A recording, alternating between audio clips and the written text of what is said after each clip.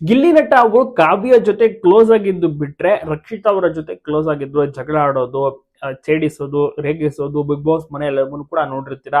But ತುಂಬಾ ಜನ ಇಷ್ಟ ಪಡೋದು ಗಿಲ್ಲಿ ಮತ್ತೆ ಕಾವ್ಯನ ಅಲ್ಲ, ಅದ್ರ ಬದಲಾಗಿ ರಕ್ಷಿತಾ ಮತ್ತೆ ಗಿಲ್ಲಿನ ಇಷ್ಟ ಪಡೋದಿಲ್ಲ. ಬಟ್ ರಕ್ಷಿತಾ ಅವರು ಗಿಲ್ಲಿನ ಜಾಸ್ತಿ ಇಷ್ಟ ಪಡ್ತಾರೆ. ಬಟ್ ಅವರು ಅಷ್ಟಾಗಿ ಈಗ ಮಾತನಾಡಿಸ್ತಾ ಇಲ್ಲ, ಅದನ್ನು ಕೂಡ ಅವ್ರು ಎಕ್ಸ್ಪ್ರೆಸ್ ಮಾಡಿದ್ರು ಅವರ ಒಂದು ವಿಡಿಯೋದಲ್ಲಿ.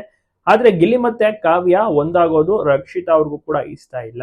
ಅವರಿಬ್ರು ಕೇವಲ ಸ್ನೇಹಿತರು, ಅವ್ರೇನು ಲವ್ ಮಾಡ್ತಾ ಇಲ್ಲ ಅಂತೆಲ್ಲ ರಕ್ಷಿತಾ ಅವರು ಕೂಡ ಹೇಳ್ತಾರೆ. ಕ್ವಾಟ್ಲೆ ಕಿಚನ್ಗೆ ಗಿಲ್ಲಿ ಅವ್ರು ಹೋಗಿರ್ತಾರೆ, ಒಟ್ಟಿಗೆ ಫೋಟೋವನ್ನು ಕೂಡ ತೆಗೆಸ್ಕೋತಾರೆ, ಅದನ್ನ ಪೋಸ್ಟ್ ಮಾಡ್ತಾರೆ, ಒಂದು ಲವ್ ಸಾಂಗ್ ಅನ್ನು ಸಹ ಹಾಕಿರ್ತಾರೆ. ಆಗ ತುಂಬಾ ಜನ ಕಮೆಂಟ್ಸ್ ಹಾಕ್ತಾರೆ, ನೀವು ಅಣ್ಣ ತಂಗಿ ತರ, ಬೇರೆ ಏನು ಕೂಡ ಕಂಪೇರ್ ಮಾಡ್ಕೋಬೇಡಿ, ಇಮ್ಯಾಜಿನ್ ಮಾಡ್ಕೋಬೇಡಿ ಅಂತ. ಜನರಿಗೆ ಇಷ್ಟ ಗಿಲ್ಲಿ ಮತ್ತೆ ಕಾವ್ಯ, ಅಣ್ಣ ಅತ್ತಿಗೆ ಅಂತೆಲ್ಲ ಕಮೆಂಟ್ ಹಾಕ್ತಾರೆ. ಜನರಿಗೆ ಇಷ್ಟ ಈ ಒಂದು ಜೋಡಿ ನಟಿಸ್ಬೇಕು, ಒಟ್ಟಿಗೆ ಮದುವೆಯಾಗಬೇಕು ಅಂತ. ಬಟ್ ಅವರ ನಿರ್ಧಾರ ಅಲ್ವಾ.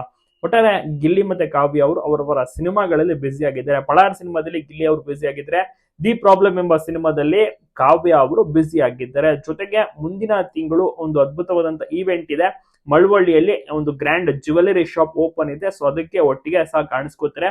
ಜನರು ಅದನ್ನ ನೋಡಕ್ಕೆ ವೇಟ್ ಮಾಡ್ತಾ ಇದ್ದಾರೆ. ಒಳ್ಳೆ ಸಿನಿಮಾ ಸಿಕ್ಕಿದೆ, ಶೂಟಿಂಗ್ ತುಂಬಾ ಚೆನ್ನಾಗಿ ಭಾಗಿಯಾಗ್ತಾ ಇದ್ದಾರೆ.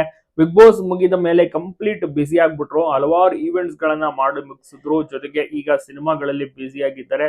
ಶೂಟಿಂಗ್ ಎಲ್ಲ ಪ್ರತಿ ದಿವಸ ಕೂಡ ಚಾಚು ತಪ್ಪದೆ ಹೋಗ್ತಾ ಇದ್ದಾರೆ, ತುಂಬಾ ಚೆನ್ನಾಗಿ ನಟಿಸ್ತಾ ಇದ್ದಾರೆ. ಎಲ್ರಿಗೂ ಕೂಡ ಇಷ್ಟ. ಗಿಲ್ಲಿನ ಹೋಗಿ ಮಾತನಾಡಿ ಸೆಲ್ಫಿ ಫೋಟೋವನ್ನ ಕ್ಲಿಕ್ಕಿಸ್ಕೊಳ್ತಾರೆ. ನಿಮ್ಗೆ ಅನ್ಸುತ್ತೆ ಕಾವ್ಯ ಮತ್ತೆ ಗಿಲ್ಲಿ ಮದುವೆ ಆಗ್ಬೇಕಾ?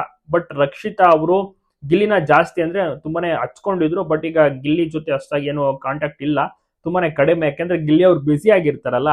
ಸೊ ಅದ್ ಬಿಟ್ರೆ ಕಾವ್ಯ ಅವರ ಜೊತೆ ಟಚ್ ನಲ್ಲಿ ಇದ್ದಾರೆ. ಏನಾದ್ರು ವಿಷಯ ಇದ್ರು ಕೂಡ ಕಾಲ್ ಮಾಡಿ ಮಾತನಾಡಿಸುವಂತದ್ದು ಎಲ್ಲವನ್ನೂ ಕೂಡ ಮಾಡ್ತಾ ಇರ್ತಾರೆ.